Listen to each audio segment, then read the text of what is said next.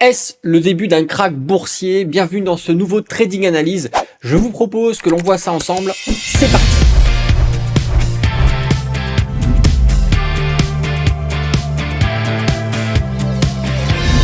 Bonjour à tous, c'est Alexandre, le trader indépendant, et dans cette vidéo, on va voir ce qu'il se passe sur le marché. C'est votre nouveau épisode de Trading Analyse. Nous sommes le dimanche 22 octobre 2023. Et avant d'aller plus loin, n'oubliez pas de mettre un petit pouce. Si vous n'êtes pas abonné à la chaîne YouTube, abonnez-vous, activez la cloche. Et n'hésitez pas à me dire dans les commentaires ce que vous faites actuellement sur les marchés. Voilà, si vous êtes plutôt acheteur, vendeur, si vous suivez les indices, ou au contraire, si vous êtes complètement sur autre chose, parce que en ce moment le marché des indices, le marché des actions sont un petit peu sensibles. Allez, je vous propose de passer sur les graphiques et on va voir ça plus en détail. Donc là actuellement nous sommes sur le CAC 40 et vous le saviez, on avait un support extrêmement intéressant sur le CAC 40 qui était tout simplement le support des 7000, qui en réalité est un support de prix assez intéressant, puisque c'était vraiment la frontière entre les nouveaux plus hauts qu'on avait fait et les anciennes cotations qu'on avait par le passé. Les 7000 étaient ce niveau de support donné par le travail du prix. Bien évidemment, on est venu à plusieurs reprises travailler ce support, et je vous disais que c'était un petit peu sensible, qu'on avait les indicateurs qui étaient partis à la baisse. Déjà, je vous disais ça dès pratiquement la première partie de l'année, et ça n'a pas loupé. Effectivement, on est parti chercher ce support. Alors, vous voyez qu'ici, effectivement, on a franchi le support à la baisse, mais c'est pas pour autant que c'est le début du crack, puisqu'on va avoir un niveau qui va être hyper protecteur, qui est ce niveau-là qu'on a sur les 6800. Ok, qui est un ancien niveau de résistance. Ok, vous voyez ici on a travaillé les prix qu'on a franchi à la hausse, et tout simplement on est revenu tester ce niveau-là courant mars 2023 avant de rebondir et de repartir à la hausse. C'est ici qu'on a sur cette période-là qu'on avait validé et qu'on mettait en avant une divergence baissière qui était en train de se fabriquer, de se mettre en évidence sur les graphiques avec le temps. Ce qu'il faut voir ici, c'est que on a du coup ce niveau-là. Donc le niveau des 7000 qu'on a franchi à la baisse, et là on est en train de s'approcher de ce fameux niveau de support. Ce niveau de support là, il est plus important que le niveau des 7000, puisqu'il a une historique d'action en tant que support résistance. Ok, bien évidemment le support des 7000 de par le prix a eu une réaction, mais vraiment le support important ici, c'est le support des 6800. Il a renvoyé des cours vraiment à la hausse ici sur mars, et donc un franchissement de ce niveau de support pourrait avoir une répercussion baissière sur les prochaines cotations. C'est pour ça qu'ici à son approche, vous voyez, on est en train de s'en approcher. On verra si ça tient, tant mieux. Si on franchit et qu'on valide une clôture et qu'on termine la séance en dessous, il y a de fortes chances qu'on aille chercher du coup les supports que l'on va avoir par la suite. Ok, et ça effectivement ça pourrait faire une décote, parce que plus haut plus bas, si on arrivait sur ces niveaux de support là, ça ferait déjà 15% de mouvement baissier. Le deuxième niveau, 18%. Et si on va chercher les anciens plus bas, 22%, 23%, et là effectivement on va commencer à dire qu'il y a une séance, une période de crack sur les marchés. Alors à voir si effectivement on le fait avec une version accélérée parce que les algorithmes vont suivre, ou est-ce que, encore une fois, il va y avoir une news médiatique qui va aider à repumper un petit peu à la hausse les indices. Ça, encore une fois, on peut pas le savoir, mais il faut rester observateur ici vraiment. L'orientation baissière du marché est clairement visible de par les indicateurs, et puis également quand on regarde le contexte aussi fondamental, le contexte médiatique, le contexte international, le contexte économique.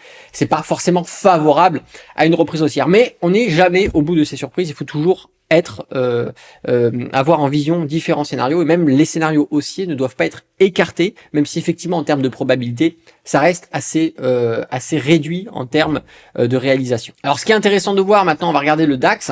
Le DAX a la même configuration. Ok, on avait un niveau qui était hyper important, qui était le niveau des 15 000 de par le prix, comme le CAC 40, assez similaire, rebond, franchissement. Ok, donc là, d'avoir franchi ce niveau-là, c'est pas le début du crack, mais c'est l'approche de cette fameuse zone de support résistance qu'on a ici sur les 14 500. Attendez que j'arrive à le choper. Voilà, on va se mettre ici. 14 550 à peu près, et on est plutôt sur une zone, pas sur un niveau de prix exact. Donc ici, effectivement, vous voyez, on est en train de s'en approcher. Et là, on est à peu près sur la même similarité qu'avec le CAC 40, c'est que ce niveau-là, c'est le niveau charnier qui fait que si on le pète, on va aller chercher les autres niveaux de support que l'on aura plus bas, qui seront les niveaux de travail que l'on aura eu déjà par le passé, etc., etc. Et bien évidemment, encore une fois, franchissement de ces supports, ça augmente les probabilités d'aller chercher le support en dessous. Mais plus on va franchir de supports, plus on va réduire les probabilités de franchir de nouveaux supports. Ça, faut le garder en tête. Mais en termes de dévaluation, effectivement, bon, plus haut, plus bas. Déjà, actuellement, on est à 10%. D'aller chercher le support, ça ferait 16%. Le prochain, ça ferait 18%. Après 21% et après 24% de baisse, effectivement, là, on commencera à remettre en question la simple correction de marché et parler probablement d'un crack. Si on regarde l'indice de référence en Europe, qui est l'Eurostoxx, effectivement, on a ici des niveaux de prix qui sont assez solides, car le niveau vraiment de prix de support, qui est les 4000, n'a pas encore été franchi. Et ce niveau de support de prix, il est de par le prix, effectivement, support, mais également techniquement support. C'est-à-dire que ce niveau de support regroupe, par exemple, le support des 15 000 que l'on avait sur le DAX et son support technique qu'on a sur les 14 550 à peu près.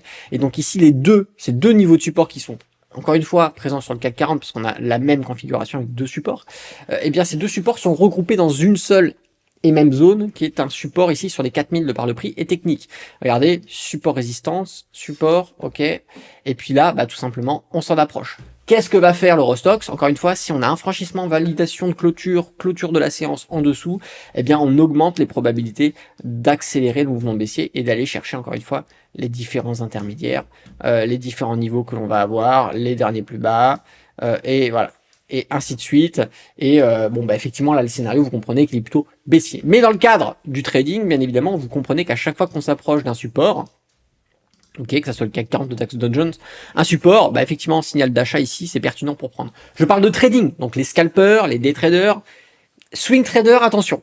Swing trader, à part d'avoir de gros signaux et vraiment de maximiser les probabilités, moi je parlerai vraiment plutôt de trading sur des courtes sessions en intraday.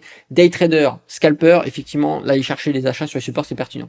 D'aller chercher un achat sur un support en tant que swing trader, vu le contexte, vu la belle divergence, regardez-moi cette belle divergence qu'on a sur ici l'Eurostoxx qui correspond à cette belle hausse qu'on avait ici, à une stabilisation, puis ensuite un redressement baissier. Voilà, vous voyez, le contexte ici, pour moi, est pas propre. Il faudrait que l'on casse cette droite de tendance du RSI pour remettre en question le mouvement baissier sur les indices et peut-être permettre ensuite de prendre en swing trading, pourquoi pas un achat, ce qui pourrait être pertinent. Mais tant qu'on ne sort pas de cette droite de tendance qui est présente sur le RSI, pour moi, techniquement, c'est dangereux de faire un achat en swing ici. Pour les investisseurs long terme, à chaque approche de support, vous savez, vous pouvez acheter un petit peu. C'est-à-dire que sur ce support-là, si on est dessus, on va acheter. On va faire un achat et on va passer 2% de l'argent que vous avez de côté qui était peut-être prévu, peut-être que vous avez 10 000 € de côté à investir, vous mettez 2% ici. Si jamais on continue de baisser, on achète le support prochain, on va mettre 4%, d'accord. On approche le support prochain, on met un peu plus, on va mettre 6%, pourquoi pas. Et on augmente en fait, à chaque fois qu'on arrive sur des supports, on arrive sur celui-là, on va mettre 8%. Et plus on va approcher de support, plus on va franchir de support, plus on augmente les probabilités de stopper le mouvement baissier. Donc plus on augmente les probabilités de stopper le mouvement baissier, plus vous allez pouvoir augmenter les achats que vous allez faire. Et à quoi ça sert d'acheter de plus en plus fort sur les différents niveaux de support qu'il va y avoir à la baisse? Ça permet de décaler le prix de revient unitaire. Par exemple, si vous achetez sur un ETF CAC 40, un ETF DAX, un ETF indiciel, vous allez décaler le PRU à la baisse. Votre PRU, il est ici. Puis après, vous allez augmenter les achats, vous allez décaler le PRU ici, puis le PRU ici, puis le PRU ici, puis le PRU ici, etc., etc. Ce qui permet qu'une fois que le marché reprendra de la hausse, quand vous repasserez à la hausse votre PRU, vous serez positif, vous ferez des bénéfices, etc., etc. Donc voilà ce qu'il en est pour l'Eurostoxx et grosso modo ce qui se passe actuellement sur le marché européen. Vous l'avez compris, actuellement, franchement, le mouvement baissier est en train de s'enclencher, mais on n'est pas à l'abri, encore une fois, d'une surprise. Voilà. On va partir sur le Dow Jones qui, encore une fois, lui, est le soutien des indices américains. Pourquoi? Parce que son niveau de prix sur le Dow Jones est à 33 000, excusez-moi. Attendez, hop, je vais le mettre 33 000. 33 000, c'est le niveau de support clé que l'on a de par le prix, mais également techniquement. Vous le remarquez ici, regardez, hop, support, ici, qu'est-ce qu'on va faire?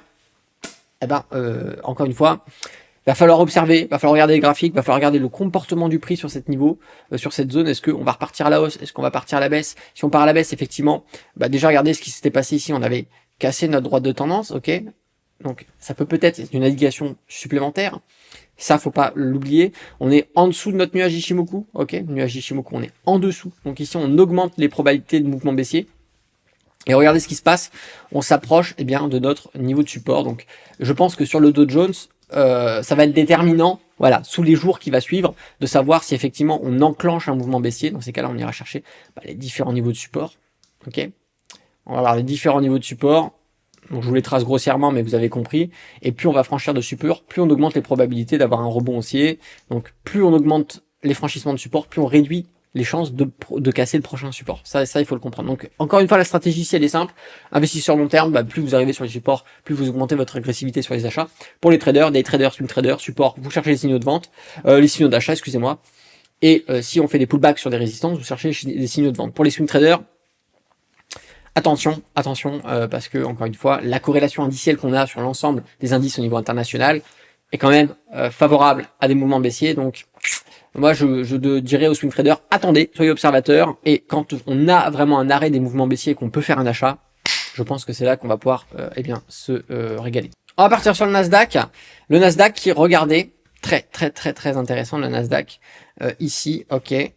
Voilà, encore une fois, mais c'est un peu normal, on est rentré en zone de surachat. On a eu vraiment une très belle hausse sur les valeurs tech, sur les derniers mois, et même quand on regarde sur les dernières années, franchement, c'est assez incroyable. Bien évidemment, des grosses hausses, donnent des corrections, d'accord. C'est toujours ainsi que ça se passe, parce que les gens veulent à un moment prendre leur profit.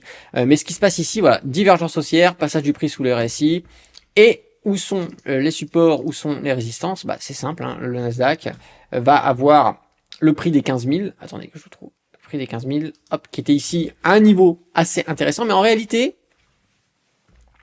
je pense que en réalité ici, on est venu buter sur les 15 000. Même si on l'a surpassé, en réalité, on est venu faire une réintégration sous les 15 000 parce qu'on a en fait joué le rôle de rebond sur cette zone de résistance, sur le niveau des 15 000. On est en train de repasser en dessous. Alors, est-ce que effectivement on va réussir à remonter et consolider au-dessus? Ça, c'est la grande question. Mais si on prend en compte la corrélation indicielle et ce qui se passe actuellement, effectivement, on serait plutôt sur un maintien en dessous des 15 000. Maintenant, encore une fois, les données techniques vont évoluer avec les nouvelles cotations, et en fonction de l'évolution des données techniques, on va pouvoir effectivement valider, consolider, oui ou non, un retour baissier sur le Nasdaq, un retour haussier, sachant que le Nasdaq, vous savez, on est vachement sur des valeurs tech, et les valeurs tech aujourd'hui sont vachement décorrélées quand même de ce qui se passe avec des valeurs industrielles, physiques, qui, en fonction des problèmes géopolitiques et économiques, vont être plus impactés que des valeurs tech qui sont digitalisées, qui sont sans frontières, qui sont facilitées, qui ont des charges beaucoup moindres, et donc qui vont en réalité avoir une réaction différente en fonction des conjonctures géopolitiques et économiques au niveau international, qu'une société qui, elle, est physiquement installée, va avoir des locaux avec des employés, avec énormément de charges plus élevées qu'une société tech. Bon voilà, hein, quand on ferme les frontières, quand on ferme les routes, par exemple, si on repense à ce qui s'était passé avec le Covid, voilà, le boulanger du coin, la société de livraison, les sociétés de restauration, même voilà, s'il y avait des priorisations, quand même, ont été vachement impactés, alors qu'une valeur tech complètement digitalisée, Internet, c'était complètement ouvert, il n'y a pas de frontières, tout se passe bien, donc l'impact, au contraire, a même été plutôt positif, parce que les gens, vu qu'ils étaient cloîtrés chez eux, ils se sont tous tournés sur le digital, et ça a fait exploser les valeurs tech. Donc c'est pour ça que les valeurs tech sont décorrélées, parce que l'incidence, en fonction du contexte géopolitique, économique, militaire aussi également, pourquoi pas, un impact complètement différent sur les valeurs tech. Donc ici, encore une fois, on a quand même ici le maintien du RSI en zone de progression baissière. Regardez, majoritairement. Ici, on voit qu'on a mis en place une résistance sur notre RSI. Donc effectivement, le contexte ici sur le Nasdaq est quand même plutôt baissier. Donc il va falloir faire attention. Par contre, comme je vous disais, on a franchi les 15 000, mais on va avoir un niveau de support qui se situe ici sur les 14 500. Voilà, si j'arrive à l'avoir, parfait. 14 500 qui a joué rôle une fois, deux fois. Est-ce que ce sera troisième fois? Ce sera la question. Encore une fois, il va falloir observer, mais ce qui est du day trading ici, effectivement, scalper, day trader, support, on cherche des signaux d'achat, on prend, c'est pertinent, on casse ce niveau de support, on revient en pullback, on cherche des signaux de vente. Pour les swing traders, encore une fois, prudence au vu de la corrélation indicielle qu'il y a actuellement au niveau des marchés, vraiment au niveau international. On va partir maintenant sur le SP500 qui est similaire à ce que l'on a sur le Nasdaq, et ensuite je vais vous parler du Bitcoin qui est hyper intéressant, et je vous ferai une vidéo dédiée demain sur le Bitcoin. Mais ce qui se passe actuellement, le Nasdaq, on a à peu près la même chose, hein. On a ici des plus hauts, on a une légère divergence, mais zone de surachat. Encore une fois, c'est pas étonnant. Passage des prix sous le nuage Ishimoku, indicateur Tenkan Kijun, l'Axpan sous le nuage Ishimoku, maintien du RSI majoritairement en zone de progression baissière. Ici, on va mettre en évidence une droite de tendance aussi, d'accord, qui joue rôle de résistance. Donc ça, effectivement, sur le SP500, on a quand même, je dirais, 70% de force sur les mouvements baissiers et seulement 30 de chance sur un maintien en range ou sur une hausse. Ok. Donc là, on voit quand même que le contexte est quand même beaucoup plus baissier. Bien évidemment, on va avoir, sur le Nasdaq, sur le SP500, excusez-moi, on va avoir des zones qui sont assez puissants. Ici, on va avoir les 4200 qui se situent là, de par le prix, mais également techniquement, on va avoir par contre son support technique beaucoup plus haut. Le support technique se trouve ici, d'accord. Le support technique, on le voit bien. Hop, ça a bien marché. Ici, ça va être la question, est-ce qu'on va le franchir ou pas? Mais ce qui est sûr, c'est qu'on a ensuite le support de prix qui se situe au niveau des 4200, qui se situe juste en dessous. Donc effectivement, un franchissement de ces deux niveaux de support, vous l'aurez compris, ça viendra nous permettre d'aller chercher les différents niveaux de support que l'on aura. Hop, hop, hop, hop, hop, hop. Alors je dis pas qu'on va aller chercher le dernier qui se situe sur la 3600, mais vous l'avez compris, le support suivant naturel serait celui-là. Ok, ensuite ce serait celui-là, mais plus on va franchir de support, plus on réduit les probabilités d'aller chercher le support suivant. Ok, parce que les supports, ce sont quand même des zones où les probabilités de rebond sont assez énormes, et donc vous vous rendez compte qu'au bout d'un moment, on est obligé, c'est forcé, c'est statistique, de freiner. Donc on réduit les probabilités. Mais encore une fois, c'est pas parce que on a franchi 5-6 supports que le 7e, c'est très peu probable de le franchir, que les probabilités feront que ça va rebondir dessus. Encore une fois, il faut regarder les éléments techniques, il faut regarder le contexte aussi, l'effet médiatique qui joue pour beaucoup, et en fonction de ce qui va se passer, des éléments qui vont sortir, ça peut augmenter les probabilités de franchir ces supports. Donc encore une fois, pas d'anticipation, on reste observateur de ce qui se passe, et on agit en fonction des éléments que l'on va avoir. Allez, je vous propose de partir sur le Bitcoin, et je vous ferai une vidéo plus explicative demain parce que le contexte est sympa, mais rappelez-vous, le Bitcoin a subi une manipulation, une fausse news, et qui lui a permis de bumper. Vous voyez, c'est cette grande bougie, on a bumpé pratiquement jusqu'aux 30 000, avant d'avoir des gens qui ont fait 30 000 zones de résistance, on vend majoritairement, c'est reparti à la baisse, ok. Ou peut-être que les gens qui étaient à l'origine de cette fake news avaient déjà mis leur take profit sur ces niveaux-là, et ont majoritairement vendu. Alors pourquoi vous me dites que ça se fait sur le Bitcoin? C'est un peu gros parce que le Bitcoin, encore une fois, ce n'est pas régulé, et la manipulation, elle n'est pas punie. C'est très compliqué. Alors en bourse, vous ferez ça sur une action Tesla, vous ferez une fake news sur un indice, sur une action, vous profitez de réaliser des plus-values sur cette fake news, déjà vous faites sucrer la plus-value que vous avez réalisée, et en plus vous allez en prison parce que vous avez manipulé le marché. Aujourd'hui, sur la crypto-monnaie, vous pouvez manipuler le marché, faire ce que vous voulez, c'est pas régulé, donc vous n'avez pas de sanctions. Ok, ça c'est la première chose. Donc la crypto-monnaie effectivement est vraiment régulièrement soumise à des fake news ou des engouements ou de la manipulation via des campagnes publicitaires et médiatiques afin de faire pumper certaines cryptos ou certains tokens, et ça a permis d'annuler le rejet technique qu'on avait. Rappelez-vous, je vous avais fait une vidéo où je vous disais on est en train de passer au-dessus de notre nuage Ishimoku, on a une droite de tendance ici qui est assez magique, voilà, on a fait en plus une divergence haussière, donc ici on est en train de récupérer et on est en train d'augmenter les probabilités d'aller chercher la zone des 30 000. Je vous avais fait une vidéo sur le sujet il y a 2 semaines, 3 semaines, je sais plus exactement, mais on parlait de cet élément technique qui était assez intéressant pour le Bitcoin. Eh bien, ce qui s'est passé, c'est qu'on a annulé, on a fait une réintégration et on a cassé cette droite de tendance, et donc techniquement, on a annulé toutes les probabilités de reprendre une hausse et d'aller chercher les 30 000. On allait plutôt repartir soit sur un range ou sur un mouvement baissier. Ça n'a pas plu à certains, je pense, ce qui fait qu'il y a eu cette fake news qui est sortie le lundi 16 octobre, qui a fait pumper le Bitcoin, qui a renversé, ici retour haussier, d'accord, qui a renversé les éléments techniques, pour réintégrer le prix au-dessus du nuage Ichimoku et revalider l'analyse technique que l'on avait faite, justement, quand je vous expliquais qu'il y avait cette divergence, reprenait de la hausse, etc., etc. Donc en fait, on a des gens qui, par la manipulation, ont réussi à retourner les indicateurs techniques, c'est de la manipulation, hein, afin de réorienter le contexte haussier du Bitcoin. Et là, ce qui s'est passé, bah regardez. Voilà. Alors ce mouvement haussier, effectivement, il n'est pas naturel, il est lié à de la manipulation. Alors attention, warning, vraiment warning sur les probabilités de passer cette zone de résistance qui est extrêmement compliquée. Extrêmement compliquée, pourquoi? On va regarder un petit peu le comportement des bougies, c'est assez intéressant. On voit bien qu'ici on a une belle mèche de rejet déjà, bon, parce que ceux qui ont fait la manipulation avaient déjà dû enregistrer leurs ordres et valider ici les reventes sur les 30 000, puis ceux qui étaient connaisseurs de ce niveau de résistance ont majoritairement vendu aussi dessus. Et ce qui se passe, c'est qu'à chaque fois qu'on monte, regardez, mèche de rejet, mèche de rejet, mèche de rejet. On a majoritairement vraiment des ordres de vente ici qui sont effectués. Et donc ça va être extrêmement compliqué pour le Bitcoin de passer cette zone. Parce que de quoi? Déjà, historiquement, ok, ça fait un moment déjà qu'on est dessus, qu'on a du mal à passer.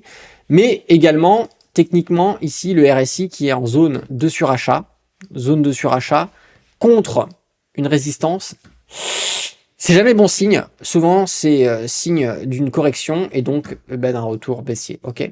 Donc là, encore une fois, pour ceux qui seraient intéressés d'acheter le Bitcoin, si vous achetez maintenant, vous achetez contre une résistance, c'est la chose à ne jamais faire. Vous allez perdre de l'argent. Encore une fois, n'oubliez pas, c'était sur les 30 000. Ah, super, on arrive à 30 000, on achète. Et ben voilà, bim, ok. On est revenu à 30 000. Ah, encore une fois, médiatiquement, les gens, les engouements sur les réseaux sociaux. Ah, super, on est à 30 000, j'achète. Bam, ok, d'accord. Donc faites attention. Alors, au bout d'un moment, forcément, peut-être qu'on franchira ces 30 000. Et les gens diront, ah, j'ai bien fait d'acheter à 30 000. Mais le problème, c'est que acheter sur une résistance, vous mettez des probabilités contre vous. Regardez, ici, on a un support. C'est plutôt quand on est sur les supports qu'il faut faire les achats. Et moi, je vous l'ai toujours dit dans mes vidéos. On est contre des supports, c'est intéressant d'acheter un petit peu. Acheter encore un petit peu. Alors, on est sur les supports, c'est là qu'il faut placer un peu. D'accord? On est sur des résistances. Ouh là là, ne faites pas ce genre de conneries. Et là, je sais que les gens qui m'ont suivi, les étudiants, qui sont nombreux d'ailleurs à acheter sur le Bitcoin et qui ont acheté sur ces niveaux de support, bon bah là aujourd'hui, voilà. Encore une fois, leurs achats sont positifs. Ils l'ont réalisé une plus-value, puisqu'ici sur le mouvement plus bas, support plus haut, bon bah là actuellement on a 17%. On a 17% en quelques semaines, quelques mois, c'est assez sympa en termes de résultats. Voilà, donc je voulais juste vous faire une petite vidéo pour vous parler un petit peu du contexte de ce qui se passe, hein, c'est plus du trading analyse, tous les dimanches on regarde un petit peu ce qui s'est passé. Donc vous l'aurez compris, pour résumer, le marché est quand même orienté majoritairement à la baisse, le marché des cryptos qui a subi une manipulation, lui, a pumpé à la hausse, mais se trouve contre des niveaux de résistance qui sont assez costauds, et en plus les données techniques ne sont pas favorables à une continuité haussière.